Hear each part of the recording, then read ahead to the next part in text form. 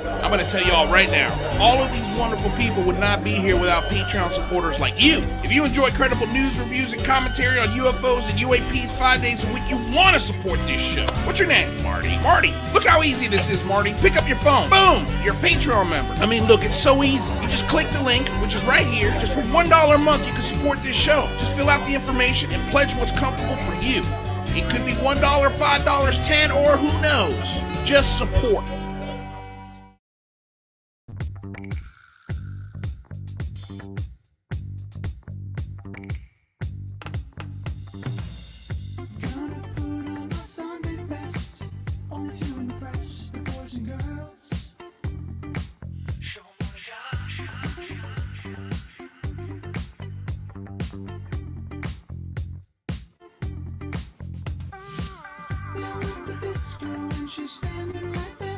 Hello, good morning, good evening, good day, good afternoon, and aloha. Welcome back to another episode of the Unidentified Celebrity Review. I'm your host, Luis Jimenez. Welcome back, you guys. Hope you had a great weekend. I hope you started off this week nice and strong, healthy, happy, light-footed, light on your feet, ready to go. I'm ready to go today. I hope you guys are as well. Welcome to the Unidentified Celebrity Review, your home for credible news, reviews, and commentary on everything UAP and UFO. Before we get started, of course, I want to remind you guys, we've got some bills to pay. Oh my gosh, I turned off the music. How did I do that? There we go. Sorry about that, guys. Want to remind you, the music I just shut off, DOS Tapes. Their Bandcamp link is in the description below. Thank you guys so much for letting us use your music. This podcast will be available on iTunes, Spotify. So wherever you're at in the world, you can download this show and listen to it on the plane, in the office, driving an Uber, like I do sometimes. It's all good. We do what we do. Also, I want to say thank you to all of the Patreon members out there. Thank you so damn much. We got a couple Patreon members this week, which was really fun. Thank you so much to the new Patreon members. Thank you to did I just say future Patreon members? I did. To the future Patreon members, wherever you're at out there, thank you. And if you're not a Patreon, don't worry about it. Nothing on this show is hidden behind a paywall. Everything is free. As soon as we create it, it is yours to do with as you please. Enjoy. I want to say thank you. If you can't do that, don't sweat it. Just like, share, subscribe to the show. If you like it, if you make it all the way through, especially, definitely like, share, and subscribe. I mean, that's the least you can do, right? I want to say thank you to the moderators in the chat here. I want to say hello to everyone in the chat. Hope everyone had a killer weekend. I see Mark D, Akashi Chris, Enzo, Stuart, guys, Alex Crudup, Cat137. Thank you guys so damn much for being here. Chris MS. It is always a pleasure to serve you with this show. Gabriel, Alien Girl, James Doyle. We got a bunch of stuff to talk about. What do we have to talk about? Well, Christopher Mellon wrote a piece in The Hill, which is going to be fun to talk about. There was also a piece in the military.com, I believe military.com, right? Yes, military.com. It was written by Travis Tritton, and it's titled How Believers in the Paranormal Birth the Pentagon's New Hunt for UFOs. So we'll get into that. Catherine Spashington, thank you so much for being here. The Paisley Wave, thank you. Welcome. Simon Fly, I think I already said hello to you, but hey, welcome back. DJ, what's shaking? Stephanie Bowden, thank you so much for being here. Welcome. E.T. Person, that's a great name. Welcome. All right, guys. Let's bring in our coach, shall we? Mr. Rather Be Squidding. Rather, what's shaking? How was your weekend? Hey, it was nice. It was cold out here in the Pacific Northwest, but some sun shined through, and yeah, had a good weekend. How about yourself? Can't complain. Went and saw the new Batman movie on Sunday. Didn't really pay attention to anything on anywhere yesterday. Sounds like I'm excited weekend. for tonight. Just some personal excitement, just for NBA stuff. Like Victor Oladipo's coming back to the Miami Heat, so I'm excited about that. First place basketball team. I like basketball a lot, so it's exciting for me. Nice. Yeah. Go Heat. Go Heat. Thank you, Rather. You a Heat fan? Oh, now you are, right? Sure I am. Oh my God, I love you to death, sir. All right, well, let's bring in our host, shall we? Or our guest for the day, or not our host. Hey, let him take over. I'm down for that. Yeah, I mean, look, I love every time He does I a hear great this guy job speak. hosting at C.A.B.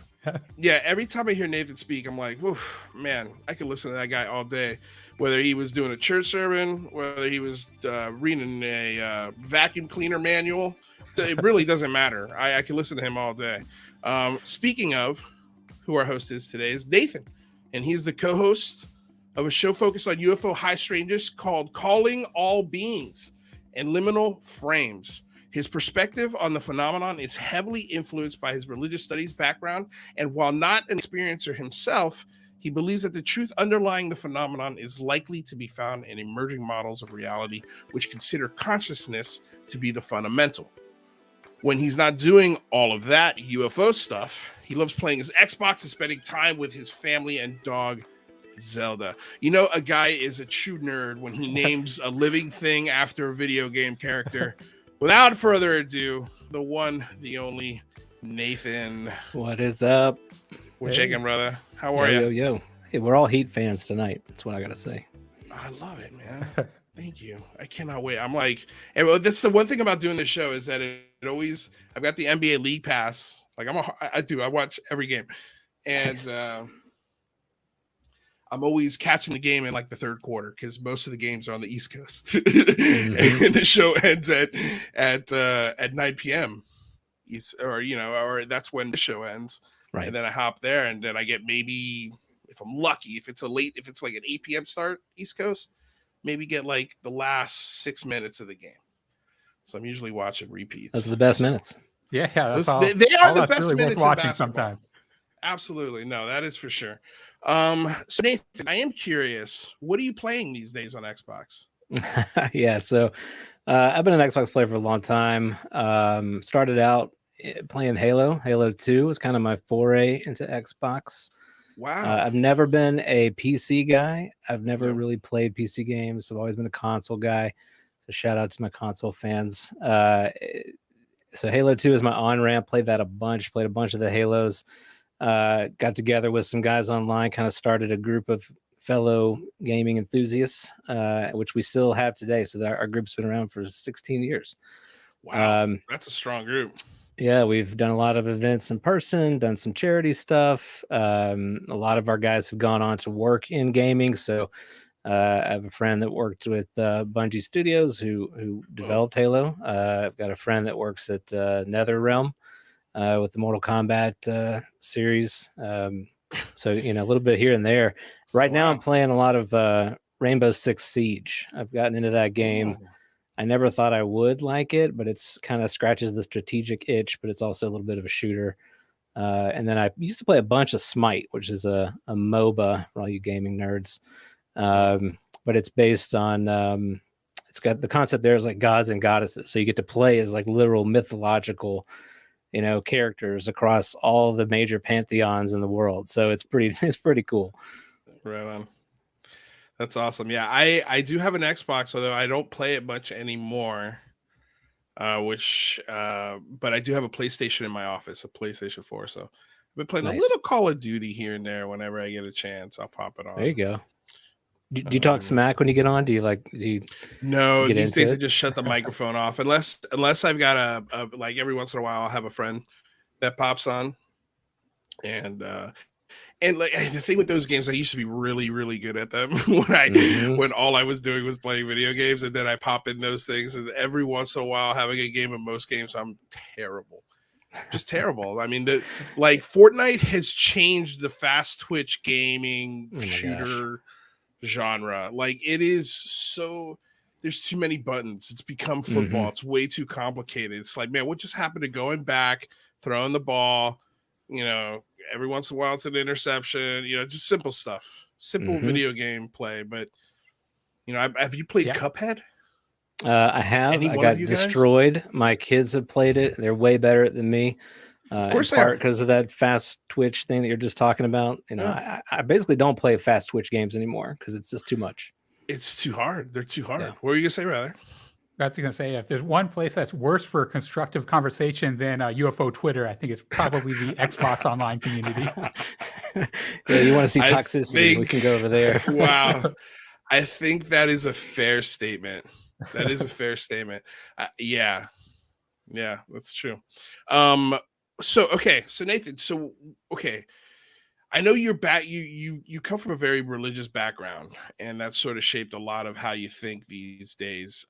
But it's also something it was an extremist sort of religious background that you pull back from in that sense? And Carrie, so I guess I don't know how to ask this question, but I guess what are your religious values now, versus the extreme version of your faith? Right. No, that's a good question. Yeah. So, I grew up in I was a preacher's kid. So I grew up in a kind of a very Christian household.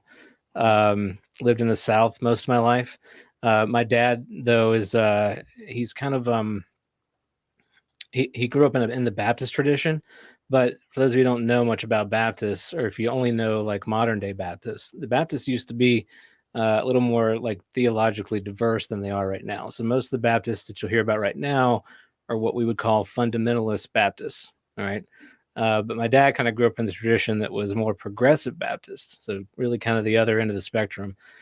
He went to seminary, ended up getting a PhD in New Testament. He wrote a book on the Greek New Testament.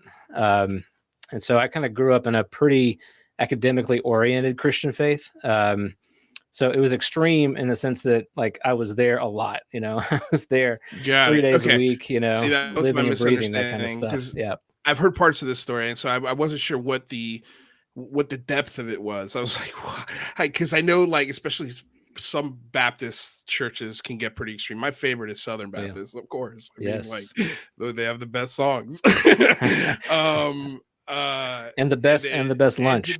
The best lunch, and they're the most fun for me. But I don't know.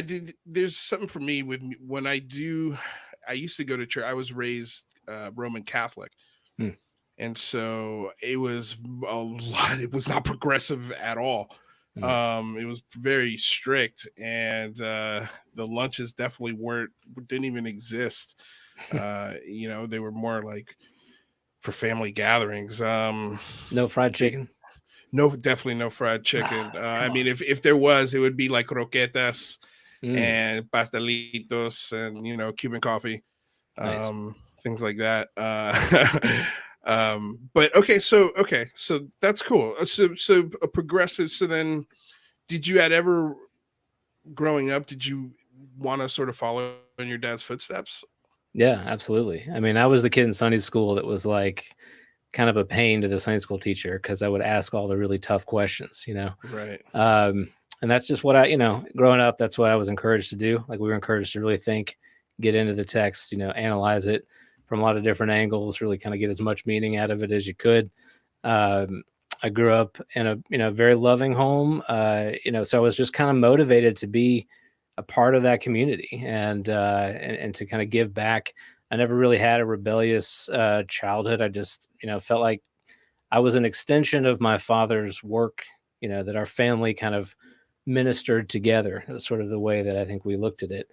And so, going to college, pursuing, sort of different studies. I was always kind of still had that interest, like what's the deeper meaning here? Like what more can I learn if I just kind of get into the books, more than I had, get into the theology more than I had.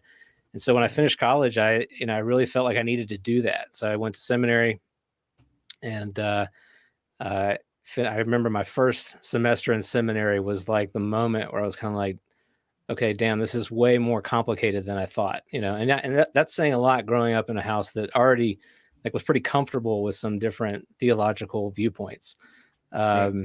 But I definitely remember my first theology class. After that class, kind of sitting in the parking lot and just being like, okay, this is a deeper rabbit hole than I was ready for. And it really challenged me in a big way. Probably like anybody that's had that like moment of that crisis of faith or whatever, that was kind of that moment for me, which was funny. I started seminary on that footing. And I was like, well, Wow, am I going to keep doing this? Yeah, just one class. What was, out of curiosity, what was it that the professor said that made you go, oh my God, what am I doing? Yeah. So I had there in seminary, there's kind of two theology classes. There's an intro theology, and that gets kind of starts with the basics and the early church stuff. And then and the theology 2 is more modern theology. So a lot of like post-war theologies that emerged after World War II that really kind of took a much more critical eye toward what positions that the church had historically taken. So the short of it is that when you start studying those different viewpoints, your faith becomes a lot more nuanced than you realized. That the kind of flat sort of ideas that you had about your belief, you realize that was given to you and packaged to you from a particular vantage point. And whatever church you grow up in, whether it's the Catholic Church or Baptist or whatever, they have a particular theological slant. And once you are taught that that's one among many slants, one among many positions, and then you start learning about them, then you realize, okay, there's just a lot of ground here, a lot of gray, and it really becomes. I liken it a lot to the Wizard of Oz, right? So you go down that yellow brick road, you want to go see the wizard. You're all pumped, you're excited. You get there and you realize it's just a man behind a curtain, just a man trying to portray a lot of, help you have an experience. And that was, kind of seeing it from that perspective combined with the perspective I'd had growing up all along, I basically knew the man and I lived with the man, Yeah. And this it wasn't done from a place of ill intent or whatever. He, very good person helping people, but it's just, you can't change it. That's just the way that it is. That's the way belief works. So once I kind of understood that, for me, I could never not see it. Sometimes when you learn something, you can't unlearn it. So when I couldn't do that any longer, I never felt at home with a singular kind of belief system from that point on. So an agnostic in some. Yeah. Well, I really kind of left seminary as an atheist. And that's not too uncommon. There are a lot of seminarians who, do become atheists. I went the other end of the spectrum. I'd never been that before. I was like, you know what, I'm done. And then I kind of gradually over time became more of an agnostic, and to circle back to where we are now, like that's UFOs have kind of been an on-ramp back to, what I would probably characterize as mystical belief or, enchantment. The qualities of the phenomenon have sort of re-enchanted the world for me. I would hesitate to say that I'm a believer in UFOs or Christianity or anything like that, but I'm really drawn to belief. Like it's something that's exciting. Like we all kind of have that drive or desire to believe. So that I feel that pretty strongly, only because I've never had an experience, and I think it'd be pretty cool to have one. Yeah, well, at least mine was cool. I'd rather. Do I have choppy video before you ask your question? Is my video looking bad? You were very blurry before, but you're looking great now. Okay, all right. I think it's just internet well, problems. Thanks for the heads up there, Linda. I appreciate it. Always lovely to see you in the chat here. Go ahead, rather. Well, yeah, I thought that your notion about the theological slants and how many different slants there are is a really interesting parallel to the UFO community. And it seems like there's a lot of people who have different slants on what is out there. And I could see a lot of people kind of having the same experience you had with the seminary coming into the UFO community and kind of questioning their beliefs and being potentially turned off to the issue by so many different theological slants. So I guess my question is, why do you feel you haven't been kind of turned off in your belief of UFOs from that experience versus your experience at the seminary? Yeah, maybe I'm getting there. You guys probably all feel this. Sometimes you spend a week on UFO Twitter and you're probably getting like, I'm kind of done. I'm sort of tired of hearing the same old song and Michael dance. Michael left us. Michael left us in part because of that, man. Yeah, no, yeah. Sometimes it's exhausting, right? It's exhausting. I think they're always, it's just, you try so hard to try and accept so many different viewpoints, and you really try to be as open as you can, but where's the line? Yeah. where is the line? Like, at what point do we go, stop? Right. Stop. Like, I'm sorry, I can't go there. And And because I can't go there, I like, don't be offended by that, please. Sure. It's nothing against you or your experience. Right. But I just can't. Go ahead, rather. Sorry. Well, I'd say that in the religious community, they seem to, to their credit, they tell us that, this is their belief. They have faith. Where I feel like a lot of that is kind of lacking in the UFO community, where people feel like they know they have the answers, and they don't think it's a faith or belief kind of thing. Do you kind of see that same notion with people in this sphere? I think you can take an outsider's view to the UFO community, and you can see the different factions that exist. And you can kind of, if you take that perspective and you haven't had your own experience, you can very easily travel amongst those perspectives. You can be like, well, I really want to kind of immerse myself in the experiencer community and their belief system. What is that like? Oh, I really want to immerse myself in the nuts and bolts crowd. What is that like to put on my, kind of Avi Loeb hat or whatever. So, if you come at this topic from where I've come from, I think you have to look at it from that kind of multiple perspective, and not get too invested in one over the other. Now that could change, and I think probably would change if I had an actual experience of my own. That would change it pretty significantly. I think if you're in a church or if you're in a community of belief and you're not coming at it from the outside, you actually don't really see that you're in one. You don't see that you are insulated in that kind of perspective that clearly. You can be challenged on it and you could admit to that, but when you're kind of with your compatriots, right, you don't really think about it. You don't really, when you're at church service, put it this way, you don't think about what the Methodists down the street are doing. You don't think about what, you're doing your thing, and that thing feels right and it feels good and valid. So I think a lot of folks are probably in that place. They found their tribe. They really resonate with what those people think and believe, and that's, the world makes the most sense to them from that perspective. For me, I have to look at it from kind of that multidisciplinary viewpoint, because I don't have a personal frame of reference to change that all that much. No, I think that's a really wise way to look at it.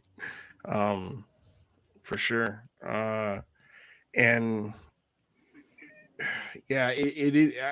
The thing that resonates is these sort of pods of thought, and finding comfort in that, and then having your viewpoint expressed through that. I mean, it's exactly what's happening. It's exactly what's happening. And that's what I try to fight myself. Sure. Like, because I do have the experience, it's difficult for me to really not see it through that lens, but I always try to always look through the other, like, go to the other pods and just listen to hey, let me listen to another sermon. I loved going to different types of churches, like Southern Baptist or, a synagogue. I had many different varieties of friends, luckily in high school. And so I got to experience a lot of different religions and customs and schools of thought or ways to think about the world, especially when I moved to New York City. And you live in New York City for 7 years. And that experience for me changed how I thought about everything, humans, myself, because, man, my little small town sort of thinking or bubble that I was in was so warped to what's actually, out there. And so, that's why I try to never stick into any bubble. Right. Bubbles are bad. Like, don't stick in any bubbles. Yeah. But I mean, so how do you, at what point, let's just, if we could go to science for a second, and Sure. religion and science, because we had Professor Matthew Shikadis on, and my friend Jacob Matthews, who is very anti-religion. He's actually going to be on the show on Wednesday. Okay. He's incredibly anti-religion. I think part of it is due because there's been some trauma like insane, Sure. like real human trauma in his life, and the question of God is absolutely, he's obliterated it. Like he's as atheist, the extreme atheist as you can get. And so when that religious aspect enters into a science domain like a lab, you know, how does that scientist separate his personal belief systems from the experiment, and making sure that that belief system doesn't skew your train of thought or the experiment? How do you, where do you draw that line? I mean, you're an atheist now, so I'm assuming that's not a line, but how would you recommend, say, a scientist that has a heavy belief system and something like that, or how would you look at that? Yeah, I think a good scientist is aware of their cognitive bias, you know, so they can go into the lab and they can know what their presuppositions are, and not, they shouldn't only know them from what their religious presuppositions are. They should know what their scientific presuppositions are. I think good science is aware of what they have already kind of concluded, and what they're testing, and whether those tests are going to challenge their convictions or not.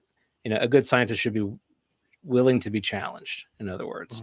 I think that the scientists who are really good scientists and also believers, you know, kind of people of faith, whether that be Christian or Jewish or Muslim or Hindu or whatever, you know, they have found a way to kind of weave their theology, their cosmology, you know, into their science. That the science is just a way that kind of more articulates the nature of reality and the nature of God, you know, in general. So it's, you know, I would say, and I can't speak for them, but I would imagine that it provides additional, you know, kind of quality, character, contour to their own belief. And then sometimes it doesn't. I mean, sometimes their science absolutely will confront their belief and rock that belief, you know, to the core, and they will leave their belief behind. Or they'll have to choose, right? They'll have to choose their pursuit of science, or their commitment to their faith, and you know, choose one or the other. And you certainly see that happen as well. Well, I always love the phrase, "You'll never find an atheist in a foxhole," Yep. and that always resonates with me, man. When I think of God, I know the first thing I'd be doing in a foxhole is praying to God. First thing I'd be doing. Even though I don't have a very religious, I also consider myself an agnostic. I don't think there's a wrong way to get to God. You know, I also believe God's in the details of the things that you do every day, like the little things. That's where you'll find God. For me, that's my definition of it. But yeah, well, I mean, I resonate with that. You know, and I think I have a hard time labeling myself in general now, in part because I think it's a little disingenuous, you know. So yeah, and let me kind of talk at this from the standpoint of both believers, agnostics, and atheists. You know, we kind of come at our belief systems from a pretty, I would say, kind of almost like a scientific standpoint, like the way in which we explain ourselves to other people. We kind of make ourselves a variable, you know. So I'm a Christian believer, done. I'm a, you know, atheist, done. The reality in my, for at least from my experience, is that even the most fervent believers and the most fervent atheists, in the course of their day, you know, go through a series of decisions and thoughts or whatever that challenge that position. You know, so I think it's more honest to say that we are, you know, we're just complicated, you know, and it's okay to have moments of belief and moments of extreme doubt, and we need to be comfortable, you know, kind of in those in between spaces, because life is in the in between. I mean, if we're just being honest, right? That's how experience works. You know, you can, you know, if you love someone, if you're you know, kind of struck by the beauty of art or the tragedy of death, I mean, there are a lot of things that we feel in our subjective experience that are, I think, kind of challenging for science to explain. Or if you let science explain it, they become so reductionistic and nihilist that they kind of strip the meaning out of the feeling. And so, kind of it tells you that, those feelings of love, well, that's not love. That's your brain chemistry. That's not beauty. That's your brain chemistry. That's not fear. You're just trying to protect yourself. So I think science. And I'm not saying that's not necessarily true, but I'm also kind of challenging the fact that we put so much faith, in our own way. There is a faith in science and its explanatory power. And if we look at history, this is kind of, I'm sorry, I'm getting a little soapbox here, but if you look at history, No. we, what kind of hubris do we have to say that the science we have now and the way we look at the world now is actually done? That it's the most explanatory, the best explanatory model that we have for the way things are. That's some pretty strong pride there in what we think we believe. If we look at history, look at any kind of major epoch or change of belief in history, like we always look back at those things and go, those silly people, that they didn't know what they were talking about. They didn't understand, quantum physics. And I know that now. So, what a bunch of idiots, but I think about who are the generations downstream, provided we don't destroy ourselves, but who are those people, our descendants, and what are they going to say about us? Look at those, idiots, they thought they had it figured out. And so I think I would challenge folks to place too much faith in anything. And that's not to say don't believe, but it just means we need to be willing to kind of hold the things that we hold to be like secure, strong, firm, hold them out in front of us every once in a while and go, you know what, maybe this isn't quite as strong or as firm as I thought it was. What if it's something else? Dennis Benke, thank you so much for the $50 super chat sticker. That's amazing. Thank you. And Akashi Chris also had a $5 donation. She says, Nathan, you're the absolute best. Thanks for having him on UCR. Absolutely. I've been looking forward to this conversation for a while. Well, I also kind of consider myself agnostic, and my understanding of that term is essentially the truth is unknowable. Sure. And I've actually been starting to maybe walk back on that a little bit as I get deeper into this UFO topic, because it seems like maybe they're kind of addressing the same issue, and maybe with the UFO topic, we might actually get some answers that might totally change our worldview and maybe even influence or how we view religion and stuff like that. Do you have those same sorts of hopes that we might get more religious knowledge by looking into the UFO issue?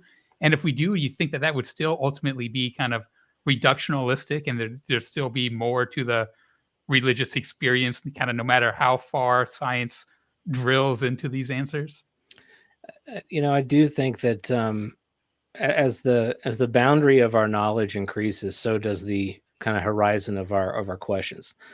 So we're going to get some answers. We're going to understand a few things better, but we're going to be left holding another kind of bag of questions that we need to deal with. That we're going to have, and that's why disclosure is so damn tricky, right?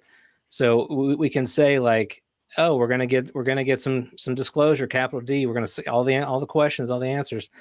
And the reality is it's just the beginning. It's the beginning of more questions, the beginning of new relationships that we're going to have, not only with whatever this thing is, but everything in our past.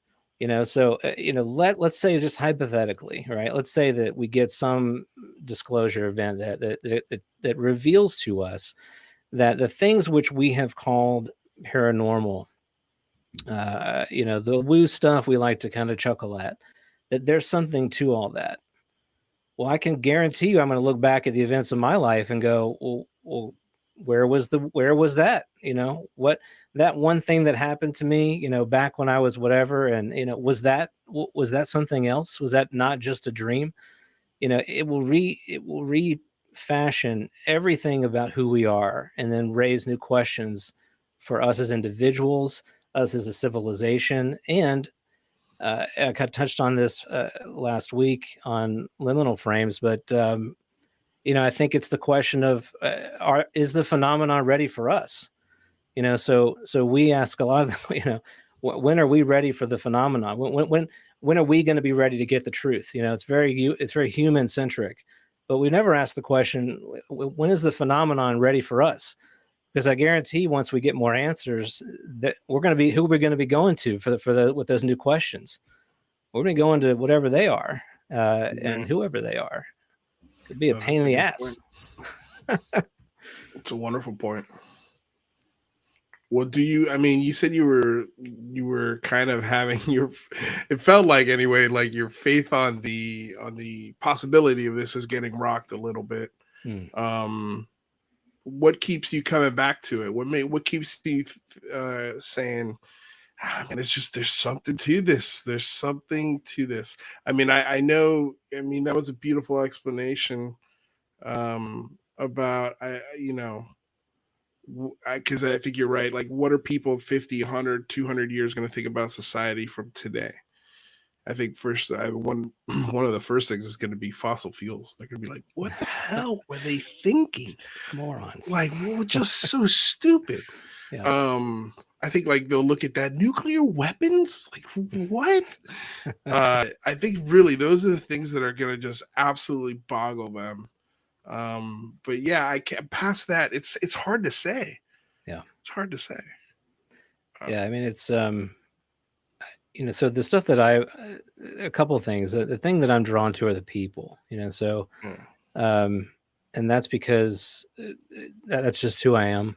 So for the longest time I fought this, kind of this sort of spirit that I have for other people, and didn't really want to consider myself to be a person that kind of was a big tent person, or kind of that minister persona. But I'm actually coming back around to that, in part because it's just kind of truer to who I am. So when I look at the community, even though I don't agree with a lot of the things that a lot of the positions that are out there, there's often there's very little that I might agree with. But what I can agree with is that I see myself in all of those different struggles. I see myself in the people that have had an experience and want to believe, and it's so viscerally real to them. I see myself in those that want the technology, like I really want that cool stuff, let's do some neat things. Let's go faster than light. I don't know. It sounds amazing. Let's explore the universe. I'm down for that.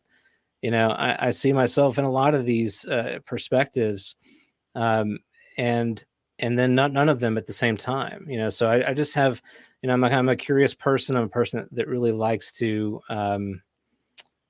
listen to people and kind of find that higher value. But at the same time, what I struggle with is, it's, if without any kind of newer, clear revelation, from the government, we kind of talk about this too in a minute, but it starts to get a little tired. You're kind of like, and you can feel, just look at Lou Elizondo, for crying out loud. The guy just feels like he needs a nap. They're I feel exhausted. Yeah. it's exhausting. And he's saying things, 5 years from now, I could be optimistic. I've come to this place where, I'm more at peace with the fact that I could live my life and not ever have answers to this stuff. And maybe we'll get a little bit more knowledge. Maybe we'll kind of push this ball a little bit further. But I actually think that the reason why we haven't had disclosure is that it's so complicated, that it's not as simple as, here's some ETs, and they just want to get to know us and kind of like show us some stuff and welcome us into the Galactic Federation. Like, if it were that easy, I think we would have already done this. I think this would already have happened a long time ago. A lot of folks like to say, well, no, it's, it is that simple, and it's just the powerful, evil people in the world have kind of hoarded this stuff to themselves, and they like to subjugate humanity. Come on. I have a hard time buying that. Those powerful, evil people have friends, that they have families, they have kids, they go to church, they don't go to church. They live in society, and unless they're living on an alien yacht somewhere, they're part of the world that you and I live in. And so I have a hard time I have a hard time going there. There's this like evil cabal of people. So I think it's much more complicated. I think that the reality of the phenomenon is it sort of will shatter our fundamental notion of what reality is. The reality that you and I kind of take for granted, the way that it's explained, I think it's going to be revealed that it's dramatically different. And you can point just recently to Leslie Keene's slide, the now sort of hot topic slide that AAITP or okay, is that what Greenstream was saying? How she misspelled ATIP like 5 times in this slide? Exactly. So that dude, we can put that aside. He's ridiculous. Like, who gives a shit? you know what she means. I'd love to chat with him. Oh my god, he's so. But funny, the first bullet point. I don't have it handy. I wish I did. But the first bullet point is something to be akin to the fact that that this may deal with the fundamental nature of reality.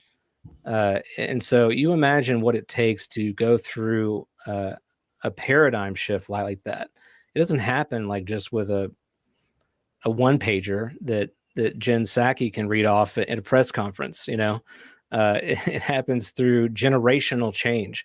It starts with the normalization of this topic more broadly. That's what Elizondo and Mellon and what Congress is doing. We're just trying to open the door here, just to the fact that we're not alone, that they may already be here. But what follows downstream from that is a much longer, I think, probably generational shift in conversation.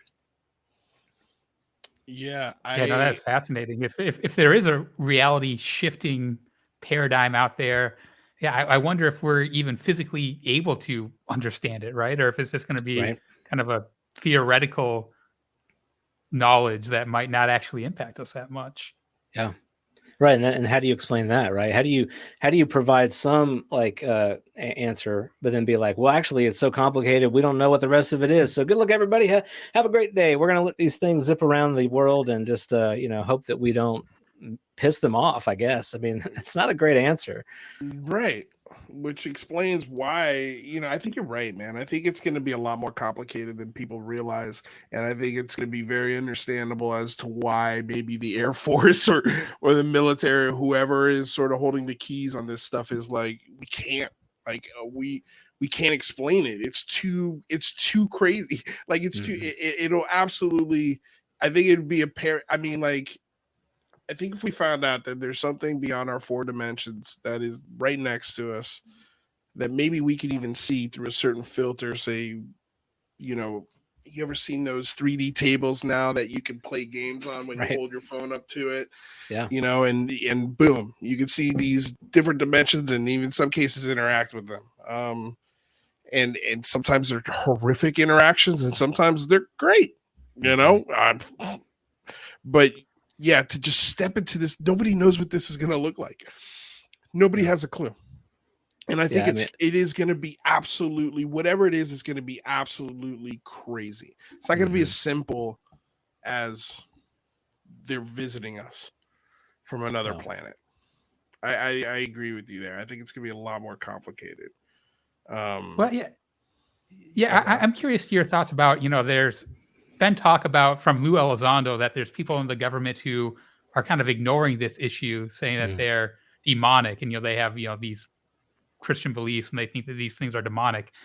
I guess my question to you, does that ring true to you? From my own kind of religious experience, it seems to me that if there's someone who is really religious and is seeing demonic forces in the sky, they're going to want to go get some priests and exercise these things, or do something, not just totally ignore it. I'm kind of curious to what your thoughts about people in the higher levels of government thinking they're demonic and then ignoring it because of that.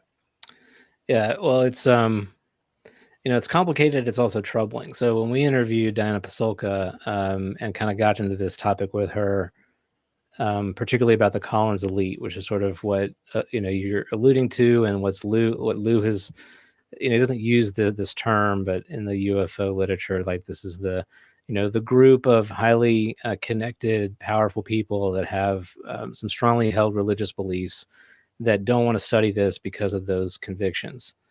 And so what really kind of shocked me in that conversation with her, as we started talking about this, and I forget how I said it, but it was something like, you're telling me that people who are closest to this topic have become believers in this paradigm. Is that what you're telling me? And she was saying yes.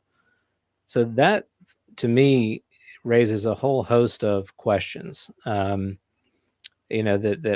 I really can't answer without talking to those people, understanding, kind of their belief system. The problem with angels and demons and kind of that way of looking at it, at least from my perspective, is that if you take the Bible, and you look at depictions of angels and demons in that book, it's not the same from chapter to chapter. It's not the same in the Old Testament as it is in the New Testament. It varies across that book. So which angel and which demon are you talking about here? And so when you get into that level of perspective on it, you quickly kind of see that when you ascribe angels and demons to it, you're really adopting a certain set of beliefs already that aren't necessarily even there.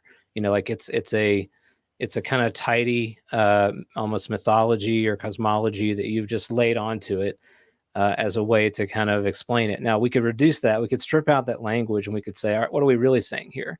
What we're really saying here is there are beings that are okay with, or are going to take care of humans, or aren't going to hurt us, at least.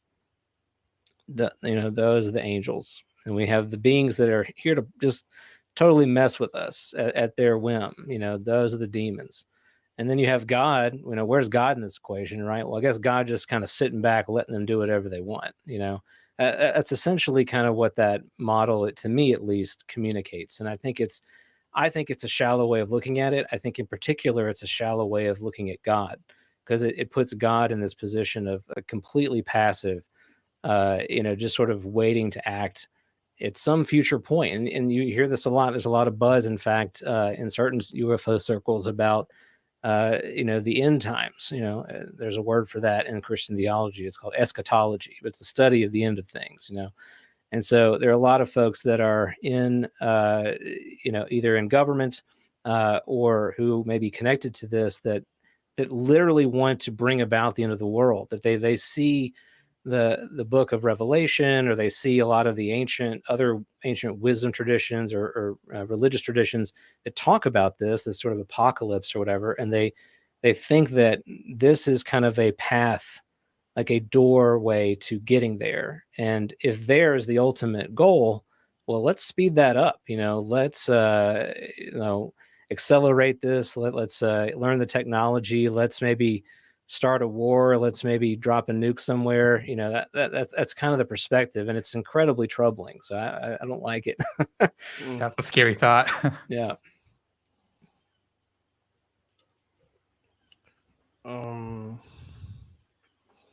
Let me ask you about this, because you brought up Lou, and this is a question I had for him, but he's like, well, this is what theologians are talking about. I was like, man. And would you consider yourself a theologian? I think my only problem with that is that I don't like using the word God, because it has too much baggage.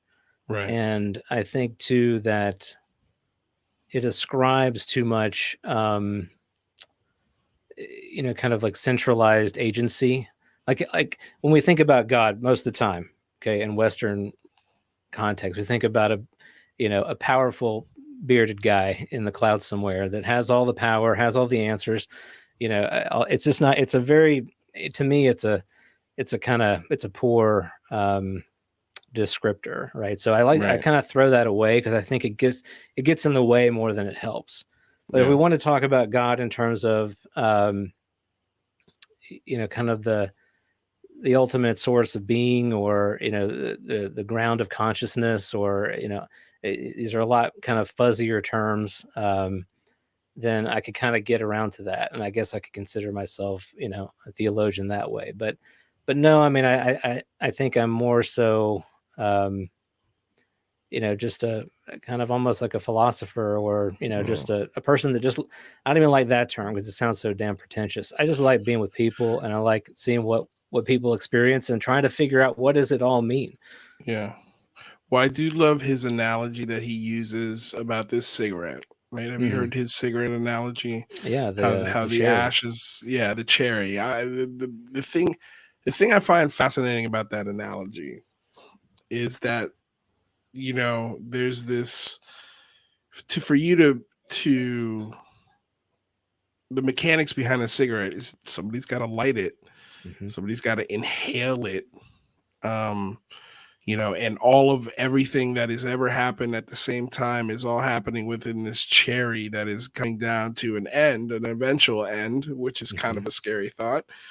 But then I think the thing that really, my biggest question is, well, who's smoking the cigarette? You know, and what is this person? What person can we call it a person? You know, what is this person doing with that cigarette? I mean, usually when we smoke a cigarette, it's discarded with the butt. You know, it's thrown in a gutter. It's an afterthought, and I think, you know, that's a lot of what might be going on here. We're not, like, there's a billion cigarettes that have been smoked, you know, throughout time, and there's nothing special about them, and somebody's smoking them and tossing them.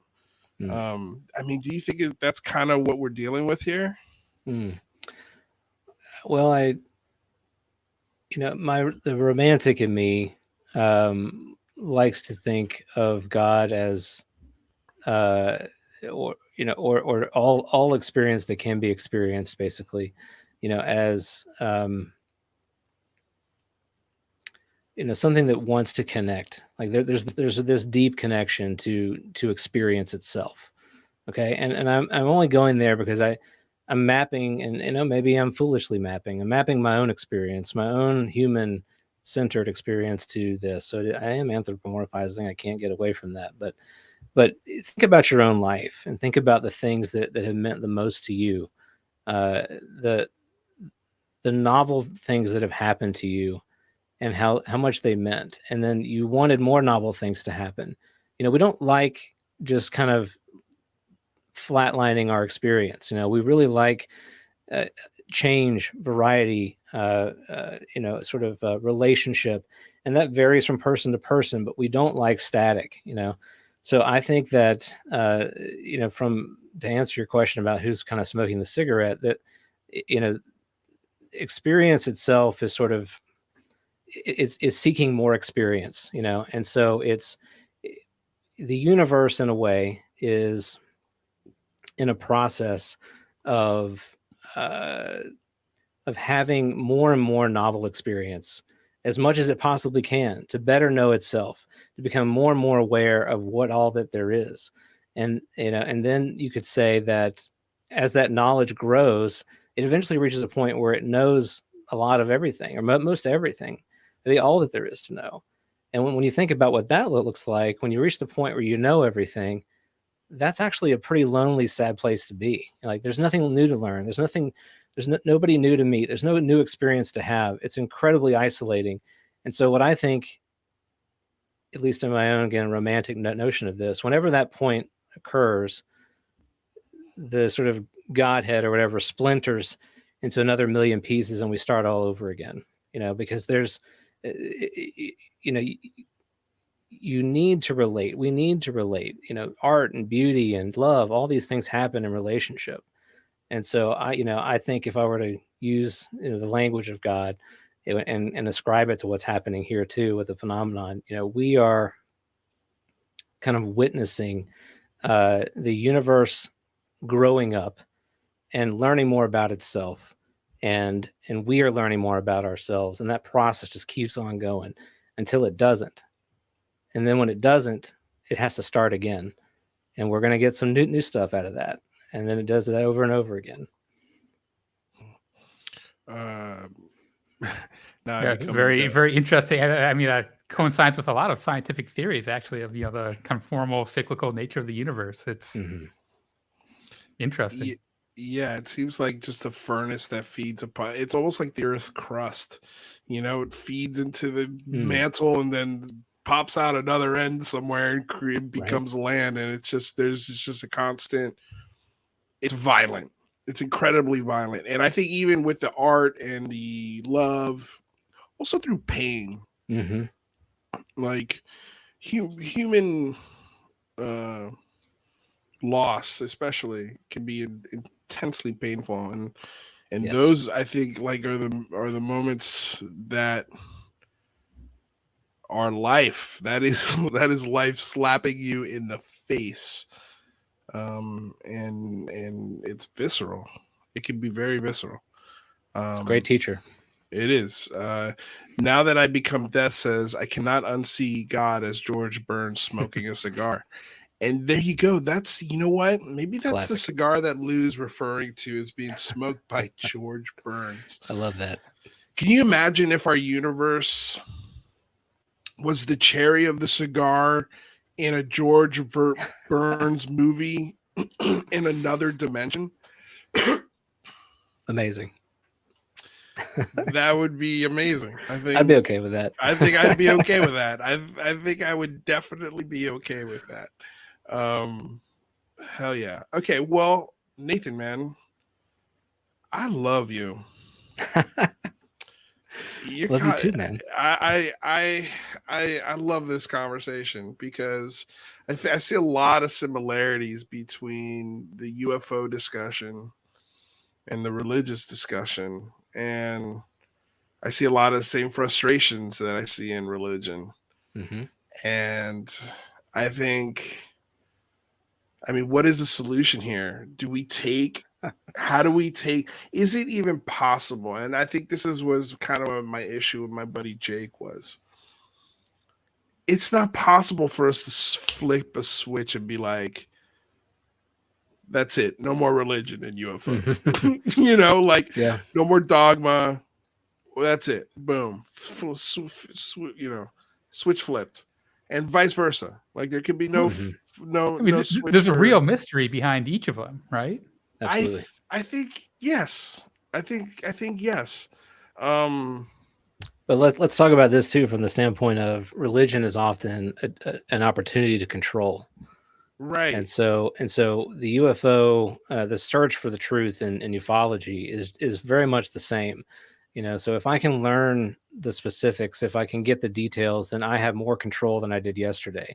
I have more control over what is actually real, what the nature of reality is that makes me feel at least more in control. And there might be some things that I then ritualize in my day-to-day life with the knowledge of that truth that also makes me feel more in control. Religion is the same, you know, so it's a way to explain the things that happen to us that are completely chaotic in the human experience, and it lays onto the chaos some sort of meaning and says, this is not for nothing. You know, this means something. You mean something. Religion is so good at doing that and allows us to kind of put, you know, one foot in front of the other and keep on going. And ufology, at least those that are, you know, waist deep or more in ufology, they're wanting the same thing. You know, they want that revelatory knowledge to save them from the chaos of their life. And, you know, you see that play out in some pretty, you know, kind of hectic and like, you know, sort of thrashing ways in UFO Twitter. You know, there's a lot at stake, just like there is with religious belief. You know, you Right. come at me, you come at my perspective on ufology, you're coming at my worldview, you're coming at the castle that I built for myself that I feel really safe in. I'm not going to let you breach that castle. I'm going to come back at you. The truth is that we all have our own little castles, you know, we all have our own places of comfort. And so, you know, I'm thinking of Monty Python now, hurling stuff over castle walls. So we're just going to keep doing that because we really want to protect ourselves. But the truth is we're kind of all in it. We're all in it in the same way. We just don't see it sometimes. Yeah. Do you have any advice for establishing trade between these different castles of ufology? Well, I think it's, you know, recognizing that, you know, you could be there too, right? So, you know, and we just talked about this. I know I'm sounding like I'm plugging my other show, but on Liminal Phrames, and this is true for calling all beings too. Like, you know, what we're trying to do, I think, with these shows is sort of celebrate the different experiences that are there. But on Liminal Phrames, we just talked about the sort of spectrum of perspectives related to the phenomenon. So we talked about the qualities of what it means to be a believer, what it means to be a skeptic, what it means to be a denier. And we could have used different terms there, but you can kind of see a spectrum emerge. And you see that in UFO Twitter. You see folks that are firm believers, firm skeptics, firm deniers. Deniers are those that are going. They already have the position in mind. That they may look like they're debunking, but they've already come to the conclusion, right? So what we would try to encourage, from that show is there are valuable things about each of those perspectives that we all need to be okay with celebrating, because we are all in those places at one point or another in our lives. And so think about it from the human development, right? So, children are basically, they have total faith in their parents. Their parents provide for all their needs. So they start out as a believer, like everything's taken care of. I just trust whatever they say. But then one day your parent screws up, because, parents screw up, surprise. And you're everything that felt so sure and solid is now shaky. And you're like, well, crap, like, I don't know if I can trust mom or dad anymore. So I'm not sure. I'm gonna be a skeptic on some of the things that they tell me. And then as you get older, if we're fortunate enough to live long enough, we get pretty stuck in the ways that we do things, and we like the way we do things. We enter the phase of our lives that I like to call the get off my lawn phase. I think I know how things are. So don't tell me how things are. I know how things are. I've lived longer than you. So I've already concluded before, I don't care what you're going to tell me. I've concluded that my way of looking at the world is the way. It's the same as that denier sort of perspective. So these perspectives, like they map onto our experience. And so it's a long way of answering your question rather, but I think we have to be willing to put ourselves in the shoes of each of these groups and say, what does it feel like to be there? And celebrate that. And if we can do that, then we're not going to be throwing things at each other as much, because we're going to see the value that each of those positions brings to the table. Easier said than done, probably, but yeah, good advice. Yeah. This is an interesting question. I think I don't know, it came out of nowhere, but it's a $5 super chat. Someone asked the question. Sure. Gratuitous footnote. Thank you for the question. Not trying to make fun of it, but it's interesting. He thinks this is relevant to religion. Thoughts on the crop circle, or gray holding a disc with a message in code, mentions the idea that there is good out there. So do you know the image he's talking about? I don't, but what this makes me think of is anything. Yeah, if you find it, I'd love to see it. But this is sort of the power of some symbols, symbology, right? So like, I'm going to take it to a slightly different place, but think of the pyramids, right? We got a lot of fans of ancient aliens in our community. We look at the pyramids and like, how did they do this? I don't know how they did this. Still don't know how they did this. We can't figure this out. Those structures create a sort of a gulf in the mind between what you can do right now and what you might be able to do. Maybe we can figure that out. Maybe we can do that. Maybe we can do that in a way that is, I don't know. I'm going to come up with some fantastical theory on how we can do it.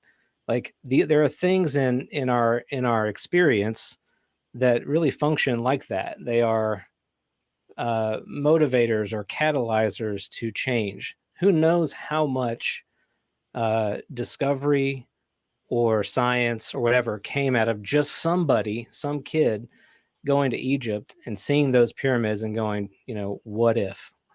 And that, it's just the same thing as like 2001: A Space Odyssey, right? You've got the monolith. What does this thing mean? It must mean something, like everything kind of then follows from this grand mystery. So I think, that super chat really made me think about the ways in which, symbology, statement, kind of light in our minds something of the possibility, like what we could do.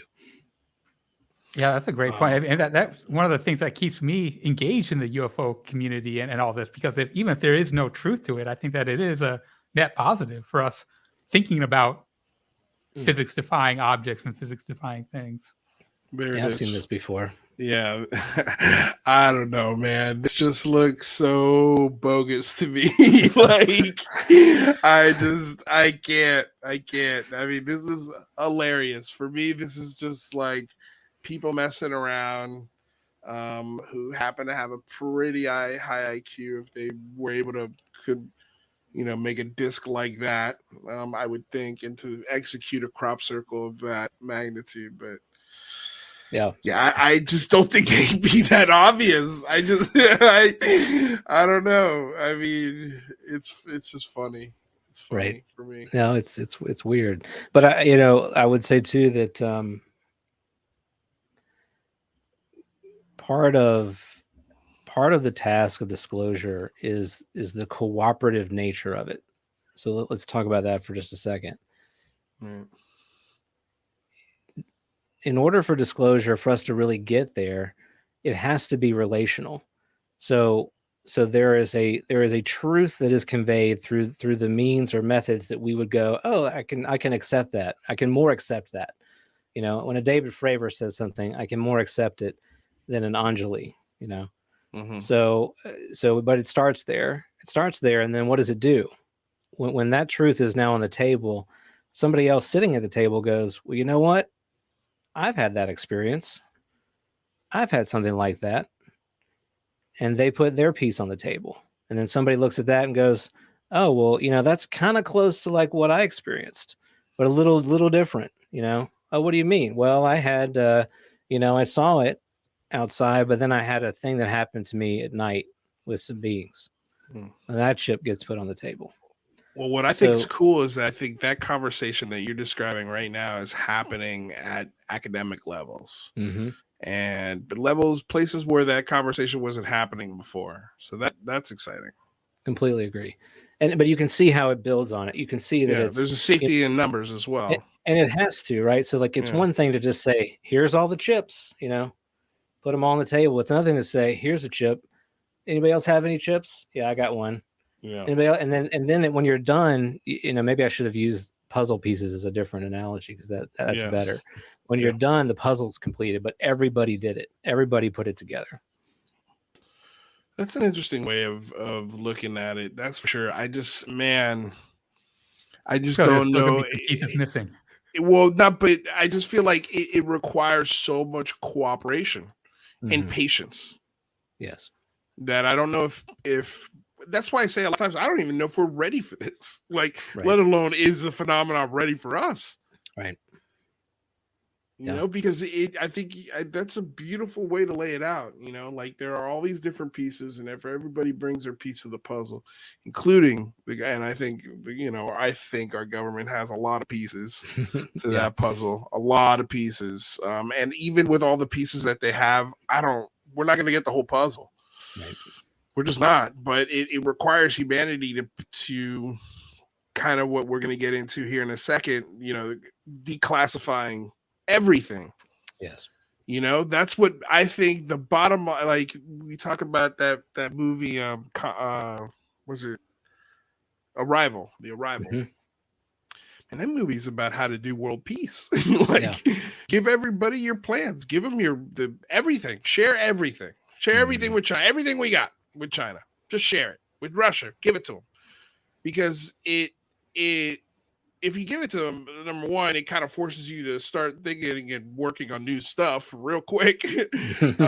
And again, sharing it again. I think it encourages more innovation, not less. But it also, like, trust. Now, okay. Oh, wow, you just gave us the plans for your nuclear systems and how they work, and all your top secret missiles and planes and crafts. Okay, well, I guess we also have to give you ours.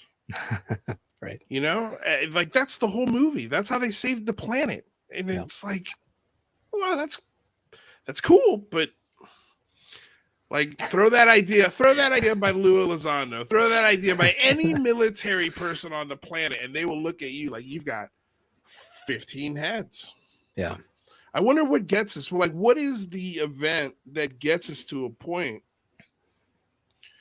is it an alien invasion before all of these lines disappear, and then all of a sudden we've become a a species instead of and I think Lou mentioned this. We become a human race and not a planet divided by these invisible lines. Yeah, well, it's there's some incredible challenges there. Even if we did see ourselves that way, there would be a lot of things that we would need to address. Even still, we don't have a lot of room left. At least we're running out, and and there's a lot of different cultural differences, and those are differences that I think, quite frankly, are worth saving. So one of my beefs with a lot of ufology is the sort of very kind of one-dimensional way that these beings are talked about. And it's like, oh, grays that seem pretty emotionless and just kind of, there's no clothing, there's no, like, really, like that's what we want. Like we want to aspire to that. Like, I don't know, I see a lot of loss of what makes humans kind of fun, and the things that we enjoy. I see, where is that? So I think that we've got to find a way to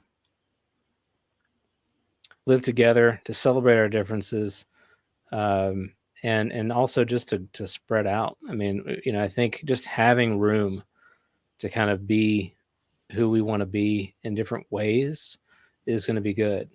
But if I were the others, whoever they are, and I had some sort of amazing technology, I sure as hell wouldn't give it to us until I thought that we were ready to handle that. Okay. I would definitely keep the training wheels on until I thought we were ready to handle it. Okay. But that then does lead to the question, maybe we have to be, more predictable, more monolithic in our behavior. Maybe by giving us that technology, we must all react to it and handle it and use it in the exact same way. Because if we don't, if we have something that could rip the fabric of space-time just because some, group out in, who knows wherever just feels like they want to give it a try one day, that's not a great gamble to make.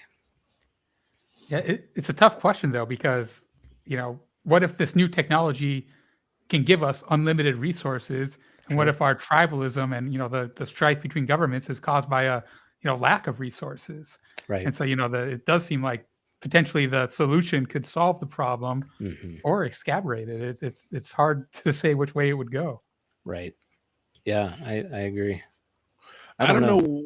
Well, I'll tell you this. I don't know what it is about you, Nathan, but people want to talk about crop circles when you're here. Because we got another crop circle question, and I looked this one up too. So this is here. Let me, if you could pop up the question rather, that'd be great, and then I'll pop up the screen.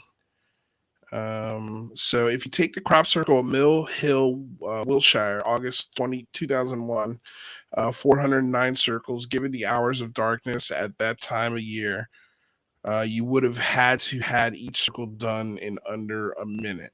So let me share with you the image that he's talking about here. Yeah, love that one. And it's cool. But here's the thing is I don't know 100% for sure if this was done in one night. Like, what if this person didn't look at their crops for a few days? Right. Well, what if there's 500 people doing it in one night too, right? That also, that'd be that's a precise flash mob. That is a very precise flash mob. That is for sure. I think that's a good question, Lou. I mean, we don't know, right? I mean, maybe we do. Maybe that answer is out there. But so let's just take it from both perspectives. So one, if it did happen overnight, and so it's legit. Yeah. It's impressive if it happened. It's super impressive. It makes us think. It makes us, wonder. It makes us search. Makes us try to learn. you know, it basically has an effect on us. Like, it's irrefutable. Even if we know that it's not one night and it's a bunch of people did it, it has the same effect. Art's the same way, you know. I look at things artists do. I look at, you know, things that comedians do, and I go, damn, how'd they do that? You know, and it moves me and it changes me. You know, isn't that part of the purpose? Yeah, actually, it's more impressive if humans did it. I think one of the kind of negative aspects of ufology is the tendency to try to take away from human ingenuity and have aliens explain stuff like the pyramids and other, you know, ancient stuff. Right. You know, humans are capable of amazing things. I think they probably would be capable of making those crop circles, and I think that's amazing. Yeah, agree. Yeah, I agree. That's a great point. And that kind of goes to, you know, the thing that I come back to a lot is like, I will never put it past human ingenuity to have figured out something exotic or you know, propulsion that is just not responsible to unleash in society for a while, because we still don't even have a total grasp on it. You know, so I agree with you. Rather, like, I think we don't give ourselves enough credit in a lot of these, in a lot of examples like that one that you used. You know, pyramids, all these ancient structures that are cut perfectly. I mean, you know, in some of these cases, it is absolutely wild that they've got rocks, you know, from quarries thousands of miles away, and they're cut to laser precision. I mean, but to me, an explanation to that is, well, maybe they had lasers. You know, maybe they did have lasers. Maybe they did have high tech. You know, and maybe it got buried for hundreds of millions of years. Who knows? Who knows? And at that point, it's all gone. Like, you're not going to find any tool or any remnants, I don't think, if it's been that long, right? Although, what's the oldest structure they're looking at? It's Göbekli Tepe, maybe. Göbekli Tepe, yeah, Tepe. That is what, 12? They say 12,000 years old. I know Chris knows the answer. She's in the chat. She'll put it up. Yeah. Göbekli Tepe. There she is. I always screw up the pronunciation of that ancient site, and they haven't even unearthed most of it. There's still a lot of it that is underground. Right. So it's 12,000 years old. So yeah, but I mean, do you think it's possible? Rather, I mean, what do you think, man? Like, what do you think about like this idea of maybe there was a civilization that maybe some of these ancient structures that we're looking at are infinitely older than 12,000 years old. Maybe we've got, and this kind of goes back to what Nathan is saying, like the hubris of, we know everything. We have tools to measure all. Look at how smart we are. You know, like, but like, what if they're completely wrong? What if these things are hundreds of thousands of years old? And the tech was very, very sophisticated, because look, some of these stones are so massive that we don't have equipment. With the equipment that we do have today would have a very difficult time producing it. So I'm curious. Like, we never really talked about this. What do you think about that idea? I'm fascinated by that idea. I tend to think that probably there weren't advanced ancient civilizations. Like, you talk about the pyramids and the stones. You know, I think that even without technology, humans are capable of incredible things, and there very well could be primitive, what we would consider as primitive technologies that are probably lost to time. And just, you know, imagine if all you did was go around in the fields and look and move rocks. You know, there was no internet, no TV. You know, there's a lot of time for these people to just sit and think about stuff. And I think that they were just as smart as we were back then. You know, the brains were just the same genetically. So I think that there's a good possibility that, you know, they could use primitive tools and still accomplish things that seem impossible to us right now. And then if you just look at, you know, the history of life, you know, there is a lot of time for things to have evolved before us and before humans and other societies. The one thing that makes me think that they, you know, probably haven't gotten to the point that we are back in the history is that there is nothing in space. There's nothing artificial orbiting the Earth that we know of. And so that's kind of, one, if there were vastly superior, civilizations back then, I expect we would see things on the moon and orbiting our Earth, but we don't. But yeah, I do find that the idea of past civilizations fascinating and possible. You just lit a fire under Akashi Chris's ass in this chat. She wrote 1,000-ton monoliths, rather. They can't find tech that can move them now, rather. Well, there's that one, I forget the name of the guy, but there's a guy who contemporaneously has created this like stone garden and done stuff with stones and moved things into position. And he did this all himself in the last, 100 years or so. I don't know if anyone knows the name of that, but yeah, well, there's the Coral Castle, which is in Florida. That may be the one you're thinking of.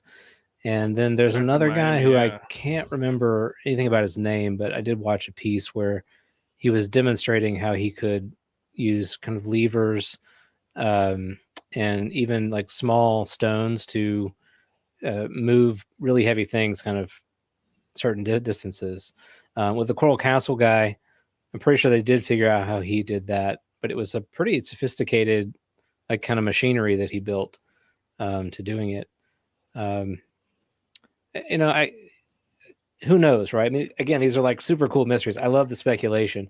I mean, like let's go a different route. Let's not go technology. Let's go down the woo side here. All right. So we, if we entertain that there's any kind of merit to some of the things we hear in the paranormal, like physical mediumship or whatever. I mean, I know we are going down a crazy path here for many, but if any of that is real, if there is merit to any of that, then there could be some sort of untapped capabilities that we have that we just don't know. We just don't access any longer. And this could go into a whole different direction in terms of consciousness and the relationship between consciousness and reality. Physical materialism. I mean, there's a lot of things we could look at here that would maybe give us some paradigms to think about this, but I don't know. It's a long conversation, let's put it that way. that is a very interesting thought. Oh yeah, I'll listen to Nathan. He's an extremely smart guy, but who I have to go back and host a show with, right? So yeah, exactly. But I think that point of biological capabilities is a very interesting one. It might not be technology; it might be cousin of humans that have evolved in a different way that had innate abilities that seem strange and mysterious. That is an interesting point. I hadn't thought of that before.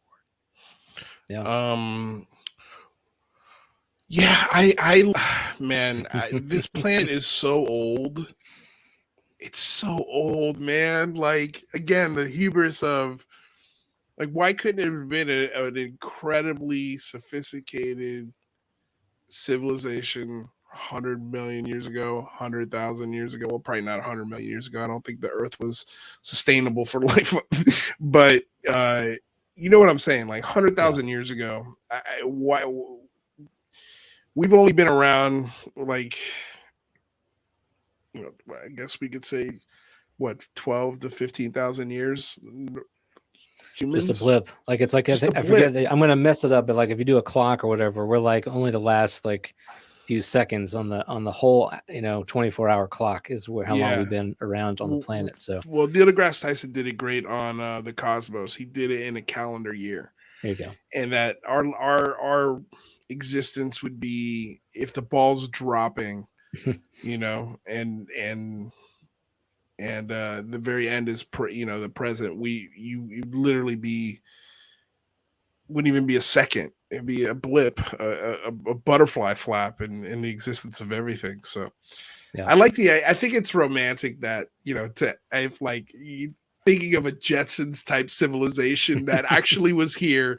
Something terrible happened, and remnants of that just trickled its way all the way to today. Like I do love that idea. It's totally wrong, but it is fun. I mean, it is interesting to think, if humans evolved intelligence like this in 100,000 years, there's a lot of different 100,000-year time slots in our history, insane amount. But, the other end of that, the other argument is that maybe all that time, the billions of years, maybe that is what is needed to actually, get us evolved to the point of having such intelligence. So I can kind of see it both ways. It's definitely an interesting thought experiment. Yeah. Yeah. Well, we got about a half hour left, and there was 2 interesting articles, and I think we're going to try and bring on Jazz to talk about to really do a deep dive on Wednesday about this Christopher Mellon article. But I wanted to talk to you guys about it. I know you had a chance to read it, Nathan. Rather, did you get a chance to skim it? Yeah, skim it. Okay.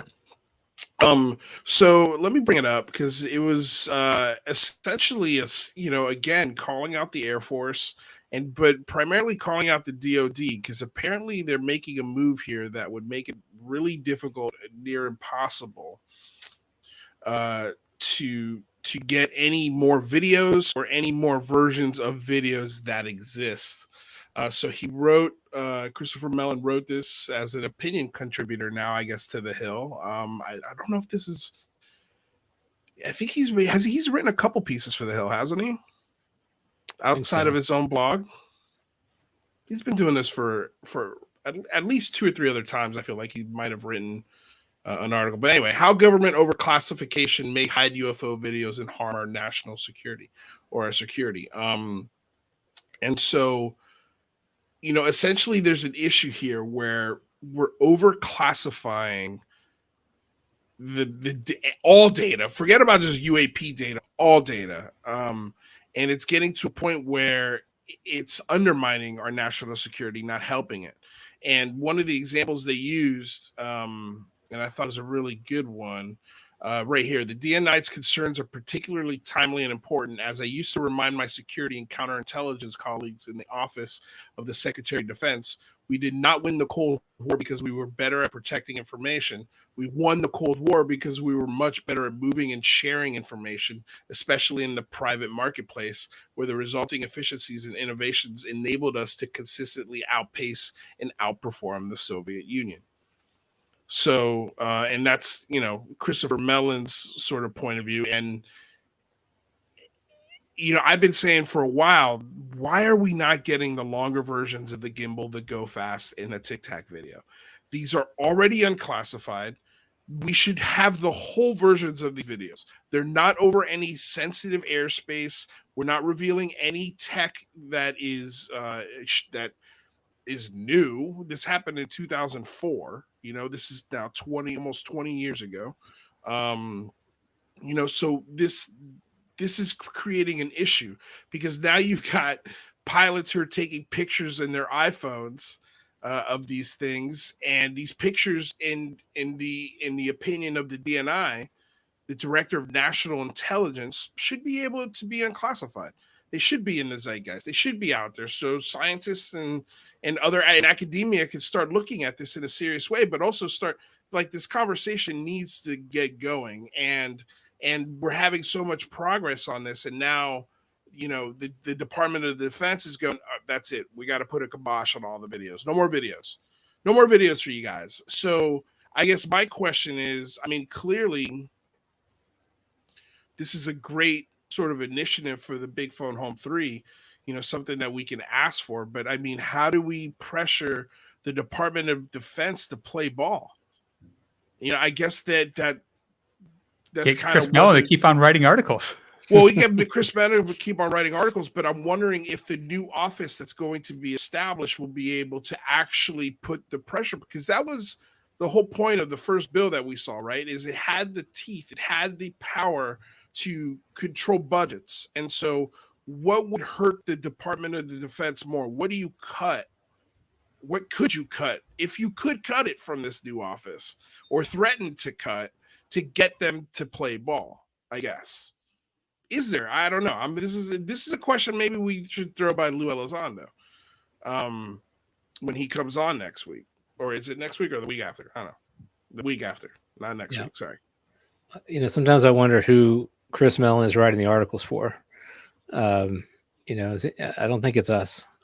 So See, I disagree. I think it is us, but partly. I think it's his national security buddies first. Yes. That's who he's screaming at. He's screaming at his colleagues, but he's also in a way laying out a roadmap for guys like me to target their senator with a specific request as to what he's really asking for. Like what we want, but what he's asking for, because I think the reason why it's so important to get stuff like this from Christopher Mellon is because he speaks the language. That's right. Sean Cahill says, like, if we're going to talk ice cream, I want to hear it from a Baskin Robbins employee. If we're going to talk about the military, I want to hear somebody who knows the jargon. And Christopher Mellon knows that jargon. I don't work in these places. So when he's like, yeah, we've got to put pressure on the Air Force, I think we could, as a citizen, I could call a senator and say, hey, what's going on with the Air Force? Like, why are they not giving us information on this? We're taxpayer. We deserve the information on this. And it shouldn't be classified to this extent. I think everybody could agree on that. Well, I'd like to just play devil's advocate on that just a little bit. What perhaps, let's say that these are Chinese, or not all of these, but there is a class, certain percentage of these that are Chinese drones or, other government drones that are buzzing our warships with impunity. And we can't really do anything about that, but we don't want to let the public know because the public would then clamor for aggressive action against that. And they don't want this to snowball into a war with China per se. I could see a rationale for them wanting to, say, oh, we're not going to release any videos because we don't want anyone kind of connecting those dots and pushing us to apply military pressure and start a war. Aside from that, really, that's the only kind of argument I could think of for why you would keep stuff like this classified. The only other argument I'd say is, embarrassment, which isn't a good one. Yeah, no, that's not a good one. But look, so I'm just going to jump to this military.com article because they laid out the numbers. So with 144 cases of objects reported since 2004 that couldn't be identified, it had 18 that seemed to include unusual flight, such as moving against the wind at high speeds without visible means of propulsion. It only takes, out of those 18, it only takes one. Right. All we need is one. So it's almost like that famous line. I can't remember the movie. So you're saying I got a chance. Exactly. Like Dumb and Dumber, like that's essentially what I'm hearing here is like, you're saying we got a chance. But I think for me, the thing that gives me a little more comfort again, and we talked about this, is from a legislative standpoint. I mean, not just forget about Lou, forget about Chris, even though, they've done all the things that they've done. They defended themselves publicly against sort of their detractors. The opposite ends. Yeah, the detractors. They've fought legally to say that this story is accurate. And now we've got these lawmakers again who are going into these briefings, these classified briefings, and they're walking out going, okay, we've got to look at this. And they're also saying to themselves, part of this is not Chinese and part of this is not Russian. And this is one of the questions I think that was brought up on Sean Ash's show. Yes, I watch your show, especially when you're doing a good job. Like, I'm going to watch everyone's show. Like, I don't care if you hate me or not. Like, if you do a good work, I'll watch it. And they asked a great question, and it was like, when are we going to get away from this idea that this is Russia and China? What do we need to do? And I think the answer, if I'm not mistaken, was that we're doing it right now. Like, this is literally the process, but we have to put that on the table because, even in this military.com article, and, we'll get more into it on Wednesday because I think Jess Shaw's going to stop by and we'll really dive into these articles. But I think, for me, the main point of this article is that there's been all these different programs and nothing's really come out of these programs. There's no game-changing knowledge. There's none of this, none of that. But at the end of it saying, hey, there's 8 out of 144 cases, 18 is something strange is going on that they can't, they haven't determined if it's space debris or, aerial junk or other, and and that, you had the Avril Haines publicly state that this could be, of extraterrestrial, possibility. Mhm. And so, but there was a part of this article that, that was really cool, because it was essentially Christopher Mellon. They're going through all of these programs, the ATIP, the Combe Kelleher, and what they were doing out at Skinwalker Ranch. And when Christopher Mellon was going into the rooms and trying to get a briefing put in front of a Congress member, that was never mentioned. Right. Never, ever, ever mentioned. And I'm curious to know if it was never mentioned because there's no validity to it. Obviously, I think the first reason is obvious. Like, you're never going to get a briefing if you lead with that in the conversation. No one's ever going to sit down and listen to you. So you got to lead with something that they can digest and also is important to whatever national security reasoning that they're doing it. But yeah, I mean, I think he's talking to everyone here when he writes these blogs and these articles. For me, Lou Elizondo and Christopher Mellon have been screaming at the top of their lungs for the last 5 years as to what we should be looking at and what we should be asking for. And they're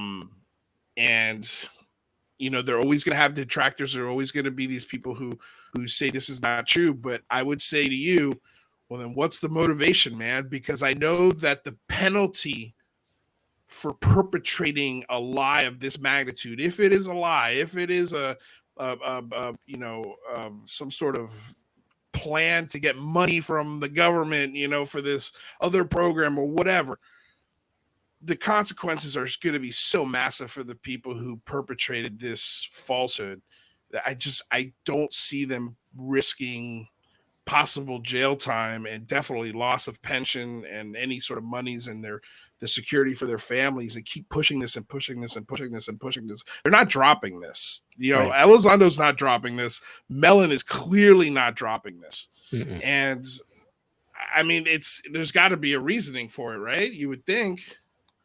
Yeah, I mean, you're right. I think he's keeping the foot on the gas. It's like, let's keep it in the news. Let's keep, let's not let off. Let's remind the American public that, and not only that the government has already said that we should stop overclassifying things. That's a public position from many officials. That it's a noted problem that things are overclassified, and they always will reference back to 9/11. Like, that's how we had the 9/11. We did not share intelligence. Everything was too stovepipe, too siloed. Let's not have that again. So that's the justification for not overclassification. So I think, this is Mellon's way of reminding the lawmakers of the promises that they have kept, that this is important to them. It's reminding the public, just as you pointed out, that, we shouldn't lose our sense of urgency or outrage that, that this stuff is kept from us. And then the military.com article, and I've only read it once, so I want to read it again. And I know Stephen will probably post some things about it because he was pretty amped about it. But, that's a piece that talks about the evangelists behind the movement, so it's this drawing a straight line through, back to George Knapp, back to Bob Bigelow, all roads lead to Bob Bigelow, and so it's this argument that it's kind of this small group of folks that have just, captured the imaginations of the Department of Defense, including Chris Mellon and including Lou Elizondo, and they've hoodwinked a bunch of lawmakers into going along. That's the subtext of the military.com article. There are some new quotes in there from Jim Lukatsky, which I thought were, that was pretty cool, because that guy doesn't say anything pretty much ever. But it's a funny article because that's the subtext, but it's a long one. And when you read it, you're like, but there's a lot of stuff here. There's a lot of, situations. There's a lot of they make it seem like it's a small number of people, but are you telling me that every step of the way, this, small group of people like the A team somehow managed to just, dupe everybody into getting us into what we need now, or what we're pushing for? I think that's a pretty ludicrous thing to say. You've got people on Capitol Hill with some of the smartest minds in America, that work for those, legislators, and the legislators themselves may not be that bright, but their staff sure as hell is smart. And, that they're only going to put some good stuff in front of in front of those lawmakers. And they're going to, so, the point is, I think there's a there. It's not just a well concocted story by, the Scooby-Doo gang, to get this, looked at. Well, Yeah. I think that even if you don't think that there's a there, the argument that Chris Mellon is making still makes a lot of sense, and you should still get behind it. He makes great points talking about the 2017, releasing these Navy videos helped our national security rather than go against it, because now we're investigating these things in our skies. And he also mentioned, Sputnik back in the whatever that was, the 50s or whatever, how if we had our same status towards classification, we'd have never known about that. The whole space race might have never happened. Right. So I think that regardless of whether you think that there's, an ET or even a mystery behind this, they should be there's no reason to classify this stuff. It's an excellent point too. And I'll also point out that talk about the time in history where the least amount of trust and faith in the government. Why not go for a win here, guys? Like, this is a win to restore trust in our institutions. And apparently we have lawmakers from both sides of the aisle interested in this topic. Like, well, let's give the people something that they want and build the trust back. Because honestly, if we don't start doing that, we're gonna be in a bad way. We already have seen what that hints of what that looks like. So let's make the right move here. I agree, man. I think the more honest, the more trust you will win. There's so many reasons to start the big phone home, and that was one of them, to tell the federal government, hey, like, you've got an opportunity here, and I'm telling you, it's not going to take much. Like, you don't even have to release all of it. If you released 7% of it, that would feed people for years. And it would also get, like, science curious about this. And it would also get young people thinking in new terms as far as energy and propulsion. Like, we need to inspire people. That's what was so great about the space race, is that it inspired technology. It inspired innovation. It inspired, American ingenuity. And we need it. We need that again. Like, we do. And I think it's a golden opportunity for the government to win some trust. Like, I mean, even if it's a point, rather, like, even if it's human made tech, that's still, to the point of Christopher Mellon, like, you should start putting that out there, start declassifying it. Even if it's atmospheric phenomenon, that will start people thinking about what's possible. Right. Absolutely. But even if it's tech, like, this idea that, hey, you put it out there, it's only going to be better for us because it's going to force us to innovate. So, I don't know what the hell's going on in the Department of Defense and why I have a feeling this is like a handful of people really digging in their heels, and it almost feels like the last breath of a dying regime. Like, they are putting their absolute best effort into suppressing as much as they can on this, and overclassifying everything, and not sharing anything. Like, they haven't learned their lesson. But I mean, Luke keeps saying we're on the right side of history. We're going to be on the right side of history on this. And I'm curious what that means, like, what that looks like, being on the right side of history. What does the world look like in that scenario? Like, is it, the Department of Defense looks like a bunch of fools. The Air Force starts releasing information and admitting to things, like, and what are those things? Like, it gives me hope, but I just don't know what that means. Right. And I always hate to hang my hat on hope, because I tell you, man, hope is not, for me, it's not very tangible. Like, it's nothing that you can cash in at the casino. It's just a feeling. Hope is a feeling. Right.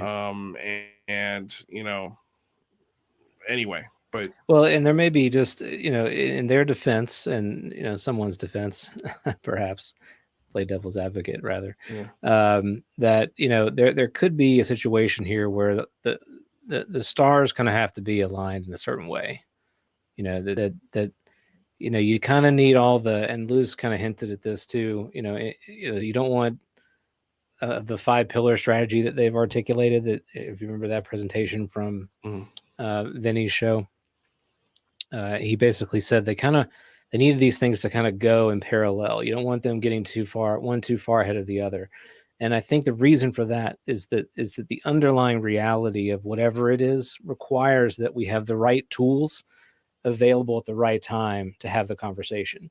So I think you kind of need to be able to, it would be irresponsible, let's put it this way. And I'm going to get some hate for this too, from folks that say disclose now, but I'm going to put it in the other, it would be irresponsible of the government if they discovered that the truth of whatever this is so foundationally, paradigm shifting. It would be responsible of them not to consider rolling out whatever that is in a very thoughtful, very careful, very methodical way.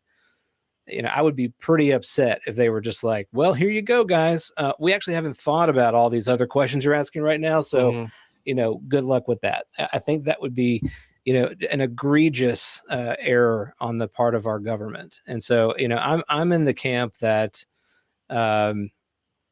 whatever we've learned about this, that at the time we learned about it, we made some hard decisions that were probably the best at that time.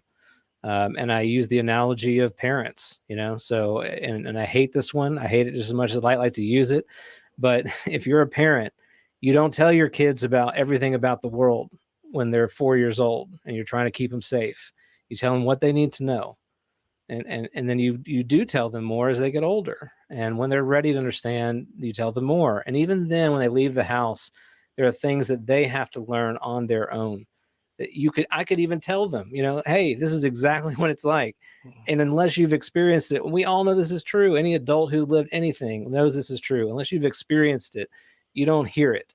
And so I think it's the same situation. As much as I hate it, as much as I hate this notion that the government is in that position of the parent and I'm the kid, it is a fact that the world we live in and the states that we live in have a responsibility to their citizenry. And as ugly as that is sometimes, that's just the way it is. And so I want them to do that job, and I want them to do it damn well. Yeah. And if they don't, I'll be pretty upset. I agree with you. And I think that's why we're not asking, when we ask for things, we're not asking for the alien bodies. We're not asking for the craft. We're not asking for, the rock hard proof. We're just saying, hey, just be a little more honest, unclassify some of these things that are already publicly known. We already know about these things. Like, what's the problem here? And if there are systems and other instances that, again, don't threaten national security, they should be released. Like, I mean, here we are. We've got two people who are screaming to declassify things. Mm-hmm. Like that, and you're gonna turn around and say, "Yeah, disinformation agent," or right. Throw all of these lobs at, like, they're screaming at the top of their lungs to declassify things. Yeah. What more would you want from somebody from within inside the government? But right? They would say that, Lou. I love this idea. It's the most contorted, It's like the government, I tell you, the government really has a wonderful handle on its lore. Like, part of society feels like a government's too dumb, man. They can't right. They don't know what anybody's doing. Which is and it? They want you to think that. Like, have you seen our submarines? Have you seen our sophisticated weapon systems? Do you know how much of our budget goes to these toys that they work on in these super secret dungeons of the Department of Energy? Like, dude, They're not as dumb as they think. And are they inefficient? Yeah, but that's on purpose. Government is supposed to be slow. Quick change is, like you said, man. It's like there has to be an adult. Yeah. And I think government is sort of at least when it was written, it was made to be slow. Mm-hmm. So that way, quick decisions aren't made immediately that might have a bad ramification on society. I mean, of course, there are huge misses with that sort of stuff, like slavery and same-sex marriage and all sorts of terrible things that the government could have been way more efficient, could have moved on way quicker. But I think those, and just like this conversation today, a lot of these things are being held on by old traditions, old ways of thinking. Yeah. And I think a lot of these ways of thinking are starting to fizzle out and die, hopefully eventually within our lifetime, so we can at least not maybe get all the answers, but at least get a little more clarity. Would be nice. Yeah, that would be nice. Get some of those corner puzzles, pieces of that puzzle. Yeah, exactly.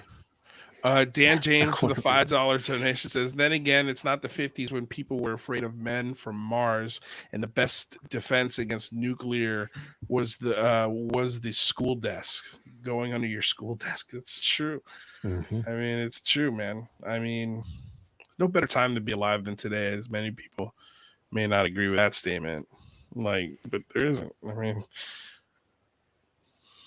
things are getting better faster than they're getting worse, in my opinion. That's right. I think you're right. And I think if it's in the cards that we don't get hit by something that we can't control, like a really nasty plague or a meteoroid or whatever, I think our technology, and I think most of humanity, is good. We're trying to figure out these hard issues that we see on the horizon. And I think we're smart enough, like Rather says, I think we're smart enough to have we're very clever. And when we're pushed up against the wall, we come up with stuff all the time. I mean, just look at the COVID vaccine. That was something that was absolutely screaming for by humanity. Most people want a vaccine. Most people want to go back to normality. And we were able to provide 3 vaccines. Mm-hmm. For me, that's wonderful science. That's wonderful progress. And, for the anti-vaxxers, I hate to break this to you, but you were probably given over 100 shots when you were born, full of vaccines. Yeah, and vaccines is what got us this far. So I don't know. I think humanity is I'll never underestimate the ingenuity of a human ever. I think if we wanted to get to Mars next year, if we put the resources behind it, we'd do it. Yeah. And the only reason why we haven't done it yet is just because only one guy is trying, legitimately trying. And his argument is good. It's I just got to show people that it's doable, and if I can show you it's doable, more people will do it. Right. That's true for so many things. The quarter of the 4-minute mile, right? Mm-hmm. Yep. Oh. Roger Bannister. Right. That's it. Roger Bannister. You remembers the name. You're a blessing, rather. Well, Nathan, that was an absolute pleasure, my friend. Likewise. I had a really sick sort of case of deja vu for a second. This is your first time on the show, right? No. Well, other than the phone home or when we had Calling All Beings, or DJ and I were on before. Yeah. But that was first time by myself. Yeah. Yeah, first time by yourself is what I meant. Okay. Yeah, because I was having deja vu there a couple minutes ago. I was like, man, I've had this conversation. I've been in this room before. This feels so familiar. Yeah, I know what you mean. It's nice when deja vu happens to a good experience. There you go. That's right. Exactly, man. Well, Nathan, before you get out of here, please, the floor is yours. Tell everyone where they can find your gentle, kind soul and ask you questions or interact with you. I've got your link in the description below as well. So if you guys want to just go check out his link, I think I linked your Twitter in there, but awesome. Go for it. Yeah. So thanks for having me on. Really had a blast. You can find me on Calling All Beings. So a lot of the cabbies are in the chat. So what's up, y'all? You can also find me at Liminal Phrames.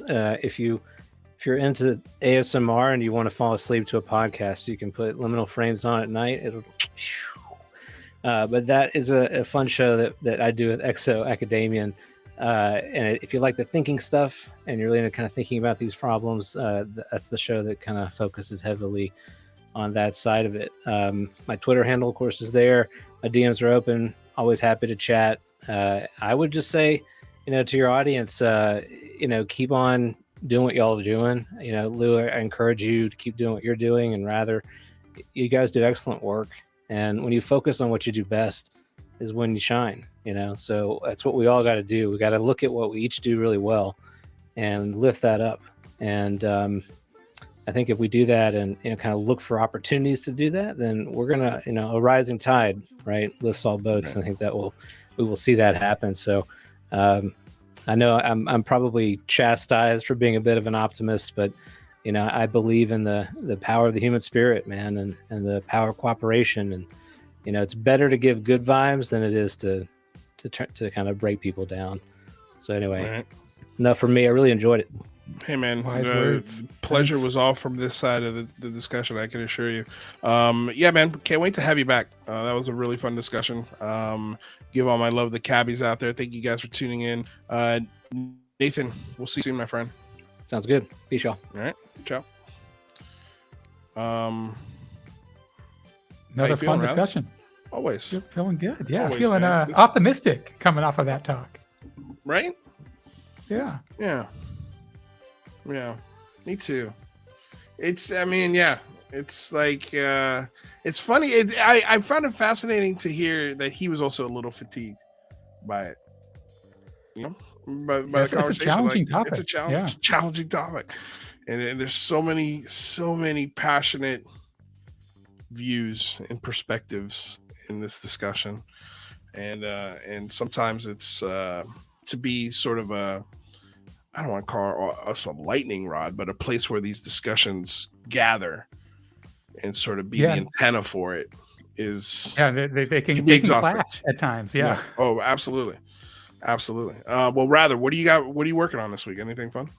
I'm still kind of researching AI, Bayesian logic, and how that might inform how we calculate the odds of the unknown things like UFOs. Right on. Well, I can't wait till it comes out. You guys, thank you so much for tuning in. I want to say thank you to all the super chats that we got out there. We got to all of them, right? There might have been I think we did at the end. Okay, yeah, we got we got to all of them. Thank you, Dan James. Thank you to Footnote. Thank you to Kashi Chris, Mayswan, Dennis Benke, $50 super chat. Thank you so much again, man. That's amazing. Or super sticker. Truly appreciate it. Yeah, next time make it a chat. If you got a question, man, throw it in there. Truly appreciate it. You guys, the show will be available in about an hour on iTunes, Spotify, and anywhere you find your podcast. Please leave us a rating review. It goes a very long way. Want to say thank you to DOS Tapes. They provide all the tunes you hear on the show. Bandcamp link is in the description below. Thank you again to the Patreon members, the super chatters, the members out there. Again, your dollar goes a long way for this show. If you can, awesome. Thank you so much. We love you to death if you do that for us. And if you can't, no worries. There's no paywall here. All the shows are free. All of them. Podcasts, all of it. So just leave us a like, a share, subscribe. We're so close to 9,000 subscribers. We're like knocking on the door, rather. We're so close. Get us there. Help us get Tell over. A friend. Now. Tell a friend, please. Thank you to the moderators. Saw Christina Gomez in there. Hello, my lady. Aaron Desario. Thank you guys for keeping the chat nice and clean. And of course, check out the links for Rather. Check out the links for Nathan. Check out the links for our merch store and our Discord, which is also free, in the description below. You guys join the Discord. We're always there on Fridays having a discussion. Although one didn't happen last Friday. I think everybody was pretty ready for the weekend. Anyway, we love you all. Stay safe out there. Until next time, peace.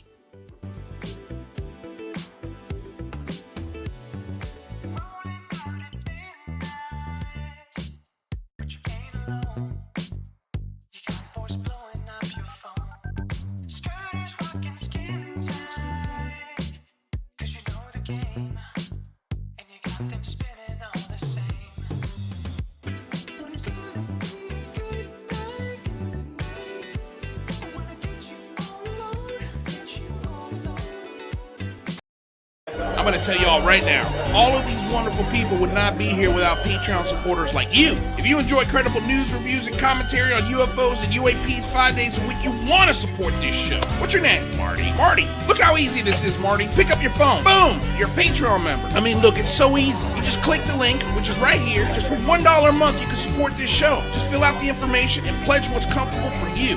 It could be $1, $5, $10, or who knows. Just support.